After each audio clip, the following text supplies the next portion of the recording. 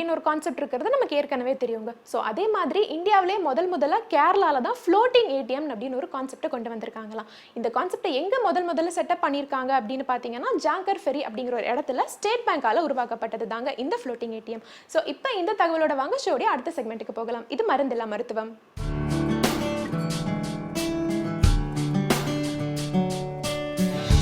செழிக்கட்டும் இயற்கை விவசாயம், சீர்படட்டும் உலக நிர்வாகம். வேந்தர் டிவி நேயர்களுக்கு காலை வணக்கம். டிசென்ட்ரி, டயேரியா, இந்த வயிற்றால போகுது, பேதி ஆகுதுன்னு சொல்கிறாங்க இல்லைங்களா, அந்த மாதிரி நடக்கும் பொழுது இயற்கையாக எப்படி சரி பண்ணுறதுன்னு பார்க்கலாங்க.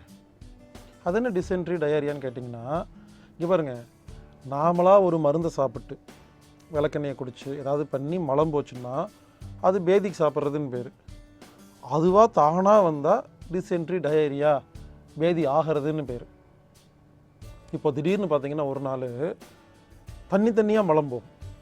காலை எழுந்திரிச்சோன்னா 4 தடவை 7 தடவை அப்படியே தண்ணியாக போகும். நம்ம பயந்துருவோம். ஐயோ காலையிலேருந்து 4 தடவை போகுதே 7 தடவை போகுதே, எதுக்கு பயப்படுறீங்க? இப்போ நம்ம மானம் போச்சா மறுவாத போச்சா? மலம் தானே போகுது, இதுக்கு எங்கே பயப்படணும்?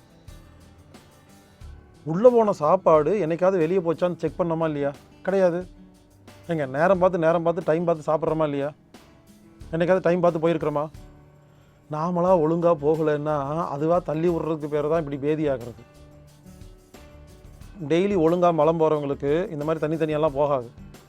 10 நாள் 20 நாள் 30 நாள் போகாமல் அடைச்சி கப்பெடுத்து இதுக்கு மேலேயும் தாங்க முடியாதுன்னு நம்ம உடம்பு எடுக்கிற அதிரடி திட்டம், ஆடி கழிவு சிறப்பு தள்ளுபடி திட்டம் போட்டு குப்பையை வெளியே தள்ளுது.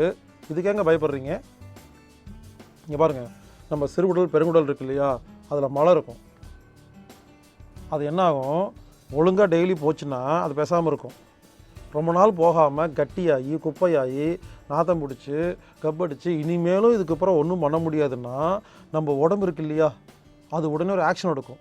ஓகே, இனிமேல் விட்டால் இவர் அப்படியே வச்சுருப்பார், இதை உடனே வெளியே தள்ளணும்னு ஒரு ஆக்ஷன் எடுத்து உன்னுடைய அதுக்கான சுரப்பிகள்லாம் சுரக்கும். ஸ்டிமுலேட்டிவ் ஹார்மோன்ஸ் எல்லாம் சுரந்து அதை போய் தள்ளி விடும். க்ளீன் பண்ணி தண்ணியெல்லாம் ஊற்றி இல்லை க்ளீன் பண்ணி அமுச்சு விடும். நல்லது தானே, இதுக்கே பயப்படணும்? தண்ணியாக மலம் போகுதா, போகட்டும். மிஞ்சி 4 தடவை போகுமா 5 தடவை போகுமா? என்னைக்காவது குடல் வெளியே விழுந்துருக்கு? குப்பை இருக்குது, வெளியே போகுது. டைம் பார்த்து சாப்பிட்றோம், டைம் பார்த்து போகலை, மொத்தமாக போகுது. இதுக்கே பயப்படணும்? அதனால் இனிமேல் யாருக்காவது தனியாக மலம் போச்சுன்னா சந்தோஷப்படுங்க. குடல் தனது குப்பைகளை வெளியேற்றுகிறது, உடம்பு ஒழுங்காக இருக்குது, உடம்பு வைத்தியம் பார்க்குதுன்னு சந்தோஷப்பட்டுட்டு போயிட்டு வாங்க. ஆனால் நம்ம என்ன பண்ணுவோம், உடனே நேராக மெடிக்கல் ஷாப் போவோம், இல்லை எல்லாம் வீட்லேயே வச்சுருப்போம். சில பேர் அதில் ஒரு பந்தா வேறு, எல்லா வியாதிக்கும் மருந்து வாங்கி வீட்டில் வைக்கிறது பேர் மனப்பாடம் பண்ணி வைக்கிறதுல வேறு பெருமை வேறு. ஏதாவது ஒரு மருந்து வச்சுருப்போம், மாத்திரை வச்சுருப்போம், எடுத்து வாயில் போட்டு சாப்பிட்டோன்னே உடனே மலம் வராது. அப்போ என்ன அர்த்தம், குப்பையை உள்ளே அமுக்கிட்டீங்கன்னு அர்த்தம். நல்லா இருப்பீங்க நீங்களாம். ஏங்க மலம் தானே வெளியே போகுது, வெளியே போனால் நல்லதா உள்ளே இருந்தால் நல்லதா? எனவே இனிமேல் இந்த வயிற்றால போச்சுன்னு வச்சுக்கோங்களேன், தயவு செய்து இந்த மருந்து மாத்திரைலாம் சாப்பிடாதீங்க. அதெல்லாம் ஒன்றும் ஆகாது, தைரியமாக இருங்க. சரி, உங்களுக்கு என்ன ஏதாவது பண்ணணும் அவ்வளோதானே. இயற்கையாக ஒரு வைத்தியம் சொல்கிறத செய்யுங்க. ஒரு சொம்பு தண்ணி எடுத்துக்குங்க, சாதாரண தண்ணி, கொதிக்க வச்ச தண்ணியெல்லாம் கிடையாது, சாதாரண தண்ணி. தேவைப்பட்டால் லேசாக சூடு பண்ணிக்கலாம், கொதிக்க வைக்கக்கூடாது. ஒரு சாதாரண தண்ணி, அதில் நாட்டு சர்க்கரையை கொஞ்சம் போடுங்க, கல்லுப்பு கொஞ்சம் போடுங்க. ஏன் நாட்டு சர்க்கரை கல்லுப்புன்னு சொல்கிறேன்னா, வெள்ளை சர்க்கரை பயன்படுத்தவே கூடாது. வெள்ளை சர்க்கரை என்பது விஷம், அதில் ஏகப்பட்ட கெமிக்கல்லாம் போடுறாங்க. நாட்டு சர்க்கரை நல்லது. நாட்டு சர்க்கரை கொஞ்சம் போட்டு அதுக்கப்புறம் கல்லுப்பு. நான் உப்புன்னு எப்போல்லாம் சொல்கிறேனோ பொடி உப்பு கிடையாது, சால்ட்டுன்னு சொல்கிறாங்களே அது கிடையாது. கல்லுப்பு இருக்கு இல்லையா, சீ சால்ட்டு, அது கொஞ்சம் கல்லுப்பு கொஞ்சம் நாட்டு சர்க்கரை போட்டு நல்லா கலக்கி ஒரு சொம்பு குடிச்சிருங்க. இதுதான் இயற்கை வைத்தியம். உடனே நீங்கள்லாம் கேட்பீங்க, ஏன்பா மலம் தண்ணியாக போகும்போது நீ சொல்கிற மாதிரி ஒரு சொம்பில் நாட்டு சர்க்கரையும் கல்லுப்பு போட்டு குடித்தா மலம் நின்றுருமான்னு? ஹலோ, நிற்கிறதுக்கெல்லாம் ஐடியா சொல்லலை, நல்லா வர்றதுக்கு தான் ஐடியா சொல்லியிருக்கேன். நான் சொல்கிற மாதிரி சாப்பிட்டீங்கன்னா நிற்காது, நல்லா வரும். நான் தான் சொல்லிட்டுருக்கிறேன் குடல் சுத்தம் பண்ணுறது தான் பேதி ஆகிறதுன்னு. அப்புறம் நிறுத்துறதுக்கு நான் ஏன் ஐடியா சொல்கிறேன்? என்ன 4 முறை 5 முறை போயிட்டு வந்தால் உடம்புலாம் ஒரே டயர்டாயிரும். ஐயோ அம்மா அப்பான்னு உடம்பு வெளுத்து போயிடும். நான் சொன்னது உடம்பு தெம்புக்கு தான். இதை குடிச்சிங்கன்னு வச்சிங்களேன், நல்ல தெம்பு வரும். போங்க, மறுபடியும் வரும், வாங்க, மறுபடியும் குடிங்க, மறுபடியும் வரும், மறுபடியும் போங்க. உடனே சில பேர் கேட்குறீங்க, ஏன்பா குடிச்சு குடிச்சு வந்து போயிட்டே இருந்தா என்னப்பா ஆகுறது, இதுக்கு ஒரு எண்டே இல்லையான்னு கேட்டிங்கன்னா இருக்குது. இங்கே பாருங்கள், மலம் தனியாக வரும்போது பார்த்தீங்கன்னா யூரினே வராதுங்க. யூரின் வழியாக போகிற தண்ணியை தான் குடல் வழியாக தனித்தனியாக அனுப்பிச்சிட்ருக்கு. உடம்பு எவ்வளோ சூப்பராக பிளான் பண்ணிகிட்ருக்கு. இது எப்படிங்க வியாதி ஆகும்? மலம் தனித்தனியாக போகும்பொழுது யூரின் வராது. நீங்கள் ஒரு சொம்பு தண்ணி குடிங்க, நான் சொன்ன மாதிரி கரும்பு சர்க்கரை நாட்டு சர்க்கரையும் கல்லுப்பும் போட்டு மலம் வரும், போயிட்டு வாங்க, மறுபடி போயிட்டு வந்துட்டே இருங்க. ஒரு முறை ஒரு சொம்பு தண்ணி குடிச்சிட்டு மலம் போகிறதுக்கு உள்ளே போனீங்கன்னா மலம் வராது, ஒரு சொம்பு யூரின் வரும். அப்போ என்ன அர்த்தம்? குடல் சுத்தமாயிருச்சு, இனிமேல் குடலுக்கு தண்ணியே தேவையில்லைன்னு யூரின் வருது. பாருங்கள் உடம்பு எவ்வளோ அதிசயமான உடம்புன்னு. உடனே என்ன பண்ணணும்? ஓகே, குடல் சுத்தமாயிருச்சுன்னு புரிஞ்சுக்கிட்டு அந்த தண்ணி சாப்பிட்றத நிறுத்திட்டு ஒரு மணி நேரம் படுத்து ரெஸ்ட் எடுக்கணும். நல்லா பசிக்கும், உடனே ஓடி போய் பரோட்டா வாங்கி தின்றக்கூடாது. லைட் ஃபுட்டு சாப்பிட்ணும்.